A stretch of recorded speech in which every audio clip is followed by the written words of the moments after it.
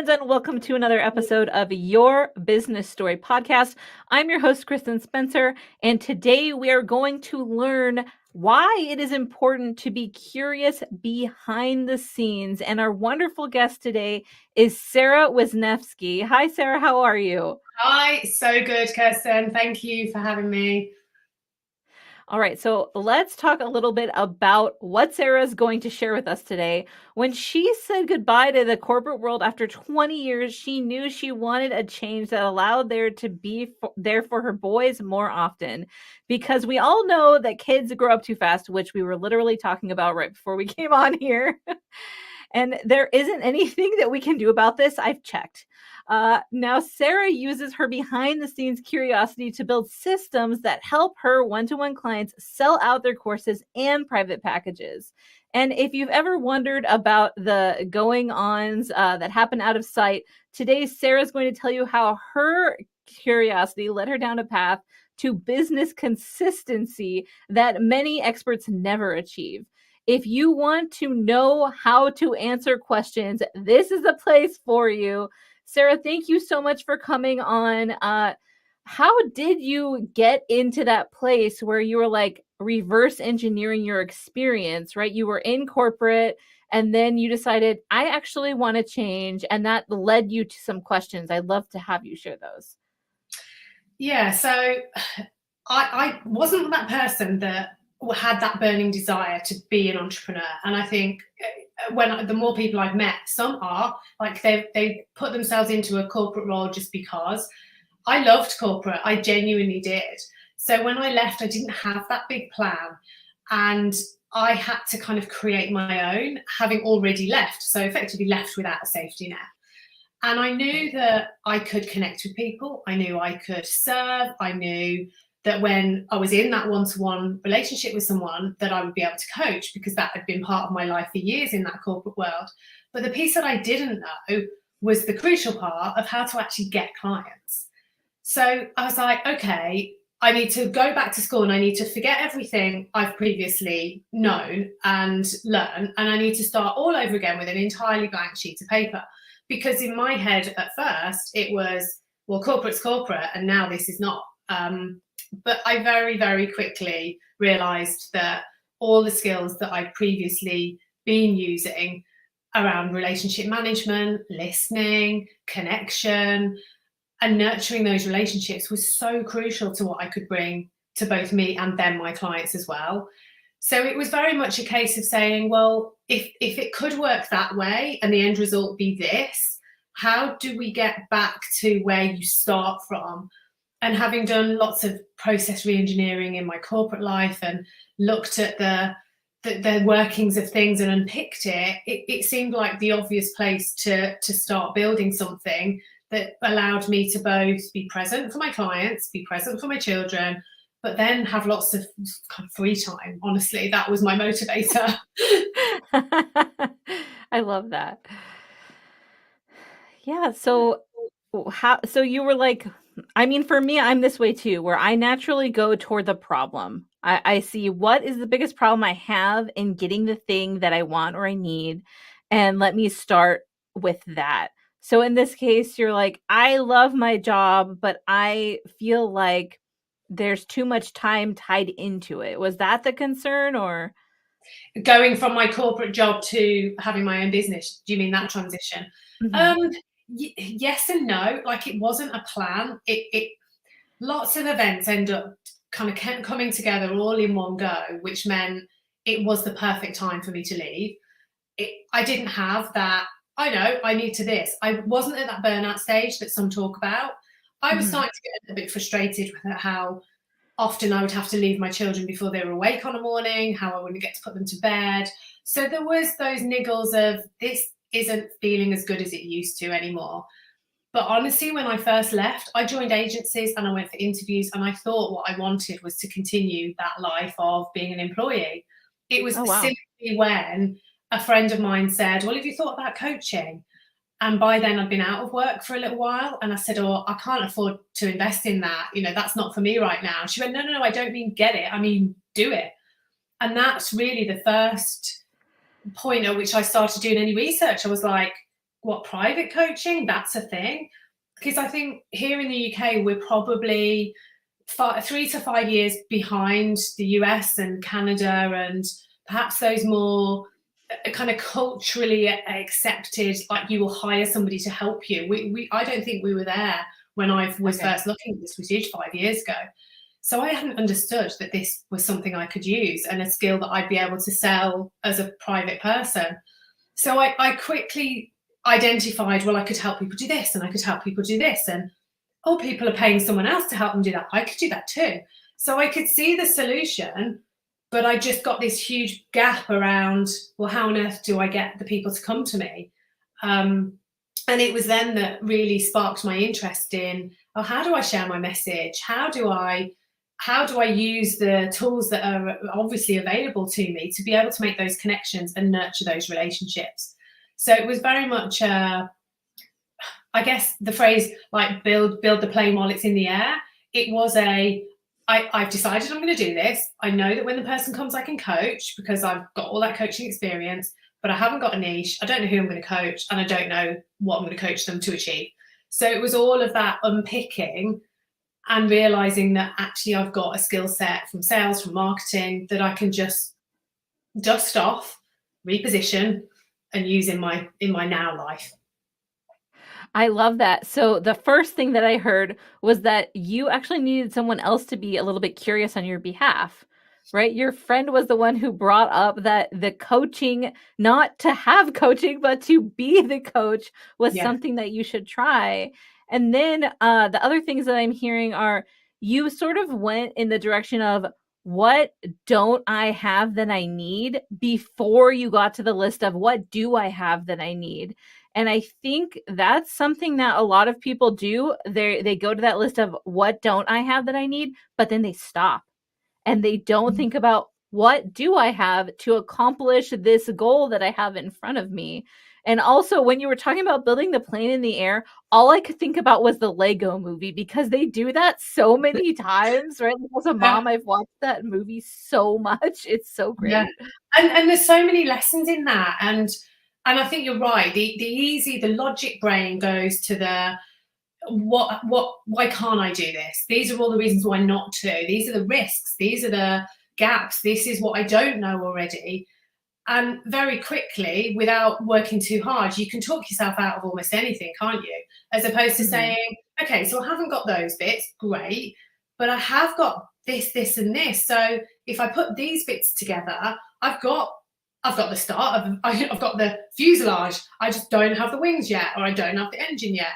And actually, how do I get that? And that's been the thing I think throughout my life of seeing what I don't have and then finding that path to being able to get it. I get a real kick from that. And I'll do it with anything. I'll do it with very basic home stuff and DIY. I'm like, okay, I really want to do that thing. I have no idea where to start. YouTube it. There is Yeah. nothing that you can't find out now. And the satisfaction of being able to get to your own solution, finding that way yourself, it's so different than being able to say, oh, I'll just pay someone to do it for me. I literally watched my oldest son make his bed up and put a duvet in a cover the other night. And I was like, you've watched me do it. You work it out. And he's like, oh, what do I do, Mum? What do I do? And I said, no, I'm not telling you. You work it out. Because if you work it out, it's going to be really funny for me to watch. And oh boy, it was. And also, like, you're going to have taken your brain through that logical process of saying, okay, that didn't work, so I'm not going to do it like that. I'm going to do this. And it was literally like watching someone with the Krypton factor and arms and head in and all that. But he'll know how to do that next time. Life Yeah. skills. I mean, it won't be as funny for you to watch next time, No, that's for sure. no, I did say, can I please film you or maybe sell tickets, but he wasn't down for that. He wasn't having it. Yeah, I mean, I had a similar moment this morning. My daughter is learning to drive, my oldest. So it's my first time ever teaching someone to drive. So we're both learning things at the same time. Ow. But Yeah. she's like, "Oh, there's construction up ahead. I'll just turn early so I miss it." And I said, "No, this is actually a really good opportunity for you." And she's like, "To sit in traffic?" I'm like, it's a good opportunity for you to learn how the flagging system works because Pennsylvania has its own stuff. Like I was like, you will not see this in California anywhere. But in Pennsylvania, you know, we have the flagging system where they close one lane and then you take turns using the other lane. So I Yeah. was like, we're going to sit here, we're going to wait our turn, and then you're going to successfully use the flagging system for the first time. And Yeah. at first she was annoyed with me, and then she was like, okay, yeah, all right. And she's like, oh, the flagging lady's so pretty. I was like, yeah, she is. And she's like, her job's pretty cool. Maybe I'll look into this. So you just never know. Every You don't opportunity. know. Yeah. Yeah. But I think that's what I really love to instill in the people that I work with, to say, okay, so you've got like a vague direction that you're going to go in. So you know you're at A right now, you know you want to get to B.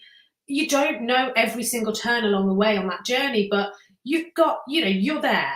And then the piece where I help them fill in the gap is by showing them what they already know, showing how they can maximize what's already within them, not totally reinvent it. I'm not for that at all. I don't believe that any of us need to do that, but actually use what you already do know, and then the bits that you're adding on are then like the fun bits, the over and above bits. Find something simple that really works.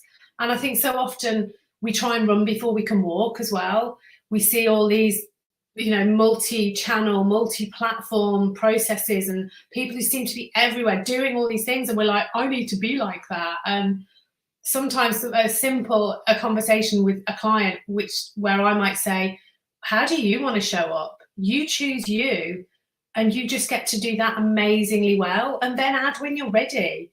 And literally, I remember one client just going, oh wow, like that is, I feel like I've been given permission now to just drop all of these other things I'm trying to do all at once and just get good at one thing, own that, and then add on.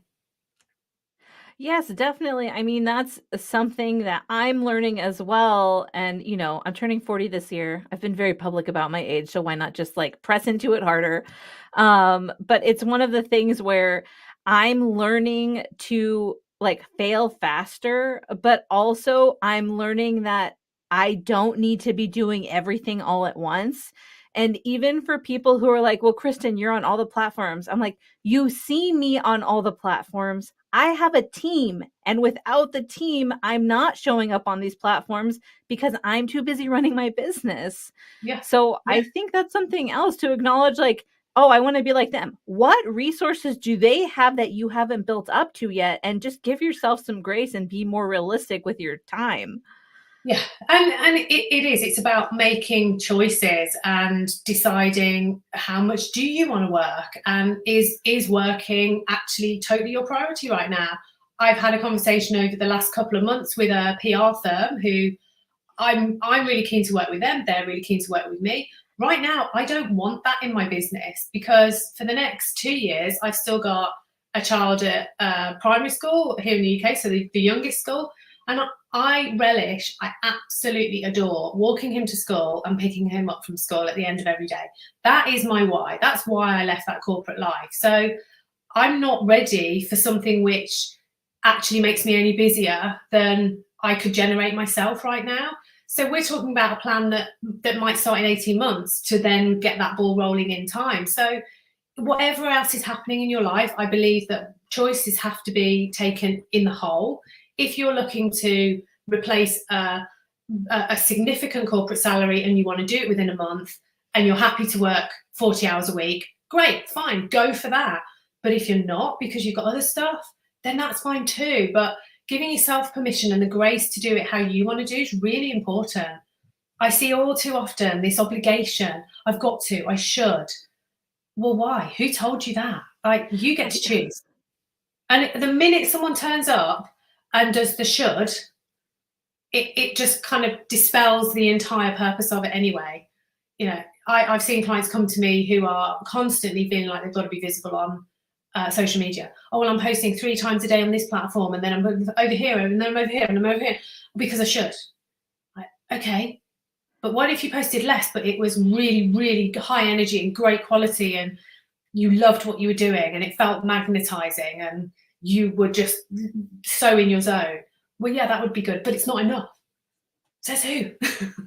Right, right. And also, are you getting, I think that some people are also thinking about like, if I do this, then this will happen. But like you're saying, there's no guarantees. You don't know what kind of journey you're going to take. Like I had just backed down on my social media because I was doing the multiple posts every day, and I measured it for a year, and I realized that all of my good high quality clients did not come from any of that. So I Right. decided to back down on it. And I have a friend who just went viral, and he's getting lots of amazing clients from it. And you just don't know, right? Like if I would have told him, oh, you shouldn't do this because it won't help your business, that would have been wrong in his case, Yeah. because we have different target audiences and we interact on social media differently. So I think, a lot of times we see someone, we're like, that worked for them, it will 100% work for me. And we don't ask, should I try to make it work for me? Do I even want it to work for me? Yeah. Yeah. And we're talking about tiny degrees of adjustment as well. That one person can have one strategy that made them a million, and they could sell that strategy, and a number of people, if they implement it to the letter and do everything, it might work for them. But actually the nuances of all of those, so it's not just the volume, it's the message within the volume, it's the intention that you set behind the message behind the volume, it's and it's so layered. It's like a slot machine, but the slot machine's got like 60 slots that you've got to line up, and unless Yeah. you're tracking and unless you're consistent for long enough, you are literally just throwing something out there and hoping for the best. So the first question, after I've had a celebration with a client who might say, oh, I've had a call booked, or somebody's, booked into my diary, or I've won a client. I'm like, okay, great, amazing. Let's celebrate. Where did they come from? We have to understand the metrics, which for some people sounds really dull, but honestly, you want to repeat it. You want to just get to know it, understand what worked, and go again. Well, why did that work? What was it about that thing? What was about how was my energy when I posted that thing? Because I've literally tested the same content on different platforms, posted by me, posted by a VA, posted by me, posted by a scheduler, and they're all different with the same content. So it's that, okay, so I can adjust that one a little bit, and I can adjust that one a little bit, but it has to be yours. It has to be based on your energy, your story, your methodology, your passion for your subject. And if you're trying to emulate or to replicate what somebody else has done in any shape, it's just not going to attract your true, genuine matches. That's definitely true. And so, I mean, this ties in perfectly with the next part of the show, because as you know, the season 2 is all about curiosity, and it sounds like you're saying be curious about the details and be curious about the effort that you're putting in to get the results with those details. Yeah. Yeah, absolutely. Because if you're pushing, that I've got to work hard. And there's phrases in our lives that we end up having on replay in our heads, and we don't even know where they came from, but they're reinforced and they're stuck there. Mine was absolutely, and it still shows up now, I've got to work hard. I've got to work hard to be successful, because that was my previous world. I saw it play out as true. So my logical brain says, well, that's true. But the harder you work sometimes, the tighter you grip, and therefore it ends up not working anyway. It's a bit like a yoga pose, isn't it? That you tense and you can't get the place, and then you go, oh, actually, I'll just give up. And then whoosh, you get there. You get in it. Yeah. Just like that with business. And I think by being, marketing is not a single plan. It isn't a once and done. You could pay somebody however much to write you a marketing plan, but they don't know. They don't know it's going to work. Yes, they're going to use market research. They're going to get everything scientifically backed, and that's fine. But you still don't know until you start and you tweak and you start and you tweak. And then it's just tiny course adjustment each time. But that's where that, I wonder if this could work. And actually, I really enjoyed that. I feel good doing that. So I'm going to do some more of that. Or that was effective. Or I loved it, but it maybe wasn't effective. So how could I do that better? And again, I've done all sorts. I've paid thousands of pounds in adverts for them to give me next to no leads at all. But then I've also spent $50 on something which got me a ton of leads. So it's not even about the money. It's about the testing, the tweaking, the interest, the having fun with it too. That's so important. Yeah, I love that. Okay, so I'm gonna say some things and you're gonna respond. And the questions, some of them are like tailored toward business, but it doesn't have to be about business. This episode is about curiosity. And so I'm just gonna talk and you're gonna respond however you want. Does that sound good? Yeah, go. Love it. Okay, so when I say the word curious, what are your first thoughts? A cat, actually. A cat, because cats are I'm like wearing the my Cheshire Cat definition. shirt because, Yeah. I've got a cat sat on my radiator behind me. She's a wooden cat. I don't have a cat anymore. I have 2 dogs, but cats are like the definition of curious, aren't they? And they're kind of so tenacious with their curiosity as well, that it's not just like what's in that box. It's like, I've had a look. No, that's not enough. I've got to get in the box. I've got to be fully immersed in the box to really understand what perspective life has from the box. And we've all seen the funny cat videos which can entertain us for hours, but it's that relentless curiosity that when they're in that zone, nothing will stop them getting to that shelf or that wherever they've got to go to see the thing that they need to see. Yeah, they're willing. I mean, like there's so many videos of them like having epic falls, right? Which they can use their tail and land well, and they have the extra vertebrae, etc. But uh, I think about that part. Like, are we willing to fall a lot? And for us, it might mean something like, "Oh, I'm embarrassed. I'm willing to embarrass myself," or "I'm willing to be rejected this many times," right? Maybe hundreds of times. And that's I definitely agree. When I think about curiosity, I'm allergic to cats, sadly, so I cannot have one. But I think they're such interesting creatures. And another point that I want to bring up is there are so many people starting research into cats right now.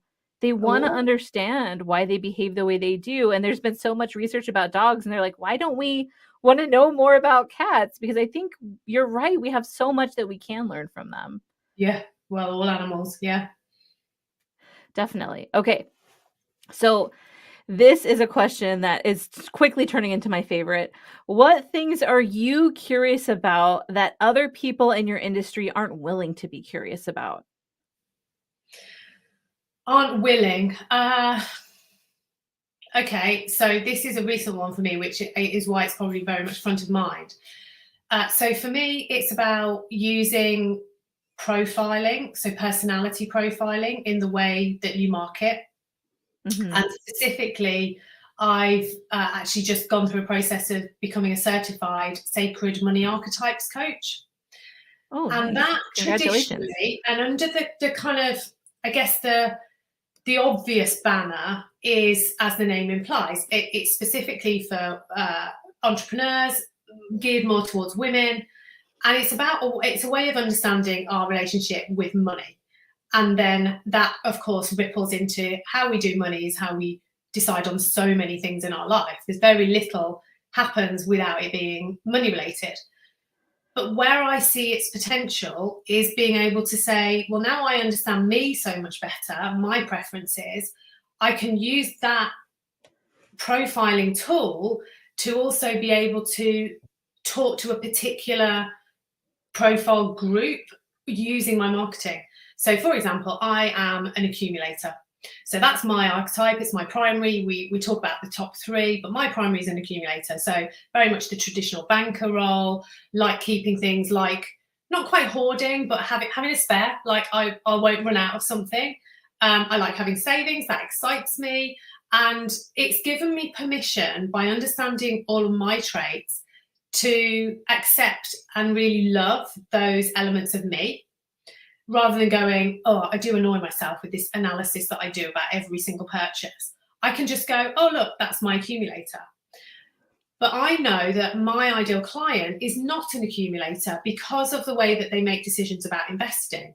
So I don't necessarily want to talk to somebody who's going to take 6 months and 4 spreadsheets to do a return on investment calculation. I want to work with somebody who understands that I'm going to be able to help them go at their own pace and use their own personality traits to get themselves seen. So I will market to a nurturer, because they are nurturers, they're coaches by trade. So the whole process of understanding these archetypes, but then overlaying them into the marketing, isn't something I'm seeing anybody else doing. Almost without fail, those who have gone through the Sacred Money Archetypes qualification are using it under money mindset, wealth coaching, all of that kind of field. So I guess that's me being innovative. It's seeing a different route. And from what I've seen so far, it's really, really helping people access that ideal client kind of profiling piece as well, with a fresh pair of eyes. Yeah, that's amazing. I love that. You're right. I'm sure not many visibility people are out there like, let me take a thing, this certification that teaches me how to read what kind of relationship people have with money. So I love that example. And for listeners, maybe you should start being, not you should, you can get curious about what you could do that will give you more understanding of your clients or your people or even yourself, right? Sara was like, I realized this about myself first when I was going through the course, that will give you deeper insights into the people that you want to help and serve. So I'm definitely going to make a note of that and think about it for myself, although I am not allowed to sign up for any more courses or school until the year's end because I've overdone it this year. Well, I'll tell you what, all you need to do is the quiz. So you could literally, it's a few questions in a quiz, and then you'll literally be told what your archetype is. That would be all you need to do. That's your first step. And then you start to understand who you are. So you don't need to sign up. You just need to do the quiz. And yeah, it's really insightful. And I found it, it's like having permission of going, it's okay to be like this, because now I know why I do it. It's just in my DNA. Right? You just call it out, and then it gives you freedom to move around that. It would normally be like a block, but because you acknowledge it, you're able to maneuver around it. So I just did positive intelligence, the coach's course, and that was one of the things where I realized my judge tells me that I'm not smart enough to make decisions or act on my own. And I was like, that's really interesting. So now when I'm feeling that way, I'm like, oh, that's my judge. I call my judge Miss Trunchbull, which is from Matilda. Yeah, I know. That's what she's like. From the film, she was brilliant. Yeah. Oh, that's brilliant. Yeah. And it does. It just gives it acknowledgement and awareness. And of course, awareness is the first step to everything else. Awareness is enough sometimes, but awareness to go, is it serving me? Is it not serving me? And yeah, I've found that it's like having a little army of equivalent clone Sarahs. So I can say, okay, so I'm going to do this piece of work right now. Which of the archetypes that I know are my top 3, which one do I need right now? And if I don't need the one who's dominant, I'm like, it's okay. We're okay with this. If you can just take a step back, and I'm going to need the other one now. Yeah, it's really powerful. But it's the same with all profiling tools. I use them a lot in corporate. So I've seen the power of the building of the self-awareness in development tools, and it's fascinating on its own, just as an isolated subject. But then when you bring it into your marketing and say, well, my archetype works really well with that one, and I complement those characteristics, but I help to counter the ones that maybe aren't so helpful in that one. Yeah, that's amazing. And you're right. It's not just, it is so powerful at work, but also in your personal life, right? With your kids, or when you're like, okay, I'm responding to this thing that I don't need to respond to because I have these other tools, these other, archetypes that I can get help from in this specific circumstance. Yeah. Okay, so this next question is, I feel like maybe you don't have an answer because you seem really good at this, but let's just try it out. So how did you start the process of getting curious about questions and ideas that maybe made you feel nervous at first? Like, okay, I need to address this. How did you get over that initial discomfort that your brain is like throwing at you when you're trying something new? I go, oh, good. Because it's like a sign. It's a positive sign. Yeah, I'm perhaps a bit weird in that I'm the one that runs towards the thing that that, because it's given me a warning. And actually, I always take that as that means I'm on the right track. I'm getting warm. So I think I've always had that. But now, being in the space that I'm in, and learning much more about my own sense of self and my own personal development journey, which having your own business is by default, I'm learning a lot more about that whole kind of, I'm conscious of that now, and that's not normal. Just like the speaking thing and presenting, and most people in my sphere would have all gone, I can't do that, or I don't really like that. Never fazed me being able to describe something, being able to present. It was always fine, to the point where I'd get volunteered for stuff that other people didn't fancy doing. So yeah, for me, it's not I've got to get over it. It's just, okay, that's interesting. That must mean I'm on the right lines with something. Let's go follow that. Right. Let's go follow that. And yeah, I've done that in a number of areas of my life: business, private, personal. It's a message. That's all it is. And it doesn't have to be taken as don't touch that thing, you might burn you. Well, okay, as long as I'm not going to set myself on fire, I'm probably going to be okay. Yeah, I was like, I don't know if this question is for Sara, because she seems like she likes to do these things. But that makes sense. Like, you're looking at it as, this is just information, and that means, probably based on my past experience, that I'm headed in the right direction. Yeah, very likely. Yeah, or it's a learning opportunity. It sounds really trite, but everything is an opportunity, isn't it? It really is. And as annoying as that statement is,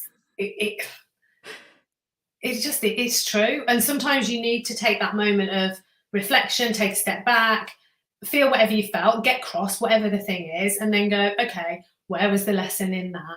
And it is annoying, but we're not supposed to stay still. We're not supposed to be one thing forever. That's not evolution. And we are all evolving on an individual basis as well as a collective basis. So if we're not getting curious, if no one had ever been curious, we would all still live in a cave. End of, wouldn't we? Literally, we would all be in a cave. So there was a few. And I really love plumbing, so I'm super thankful we don't. Yeah, right. Plumbing, and just basic kind of domestic hygiene. Yeah, so if nobody was curious and listened to that fear and went, I better stay in my cave, or I better not go beyond that tree, nothing would have ever evolved. So I think if I lived in my caveman version of me, I would have been that one going, yeah, but there's another cave just over there by that bush. And they were like, no, don't go to that cave. And I'm like, come on, let's go to that cave. So yeah, I think I'm in that camp. I totally agree. All right, before we do our hot seat final question, I would love for you to tell people who are listening to this episode, how can they get in contact with you? How can they work with you? And if you're watching, all of her information is going to pop into the comments as if by magic. And if you're listening, please check out the show notes. Lovely. Yeah, thank you. So I tend to work one-to-one with the clients that I'm building a visibility strategy with. So literally, you can find me through all the routes that you've just shared. You can go check out my website and find out lots more about what I do. People who are working with me are normally female coaches. They are already getting some results in their business, so they're serving. They're not brand new, but they've reached that point where their referrals are starting to dry up, and they want some predictability around how to actually take an action and bring the clients towards them. But they don't want to follow a template. They want to do it in a way that suits their personality. So yeah, my approach is very much, we use you as the start point, and then we will match a strategy towards where you're going. And of course, as I just said, that is now going to include the sacred money archetypes as our framework, so that we've got kind of stuff to hang off the, well, you know you, and you also know who you're going to work with, and we match those together. Amazing. Yeah, thank you so much. All right, so we have one more question. This is the question that I love to ask everyone. It's my favorite. That's why I save it until the end. So if you are going to talk to this audience, which is people who are concerned with communicating about their business better, what is one burning tip you would give them to help them where they are right now? Okay, so it's to come up with a really clear headline statement. So this isn't an elevator pitch that takes you 30 seconds to say, it's a single sentence. Because if you can sum up what you do in a sentence, not only does it mean that you know what you do and you're really clear on it, but it can literally help your person who connects with you instantly. So to give you the 4 parts to it, a really simple structure. If you said, I help, and then you call out your person, to achieve, what do you help them do? And not, this isn't the like big highfalutin, this is the basic, what is the one thing they really desire? Yeah. Then tell them what they're not going to have to do. So use without. I help this person to achieve this thing without having to do this thing. And then using your method. So are you making them climb a mountain? Meditation? What is it? Coaching. So mine, I help female coaches to get consistent clients without wasting hours on social media using a personality-based visibility strategy. Get that line nailed, because you can use it, a long version, you can expand it, you can use a mini version. But once you are clear, it follows you around everywhere you go, and it's going to make your presence and your messaging so much more impactful. Yes, and if you want a printable PDF of that, you should go to literarysymmetry.com, because that is the exact method I teach in my masterclass Whoa, on I didn't know messaging. that. Yeah, it's the exact same one. So thank you so much for sharing that. It is extremely powerful. And thank you so much, Sara, for coming on today. It was so amazing to be able to hear your perspective on curiosity. And I hope, listeners, that you will reach out to Sara if you are concerned about your visibility. You have that traction, but you know you need someone to help you be curious and focus on the things that you actually want to do to get the help that you need with the results that you want. So thanks so much again, Sara, for being on. Thanks everyone for tuning in. I always want to end with this. I want everyone listening and watching to know that you are amazing.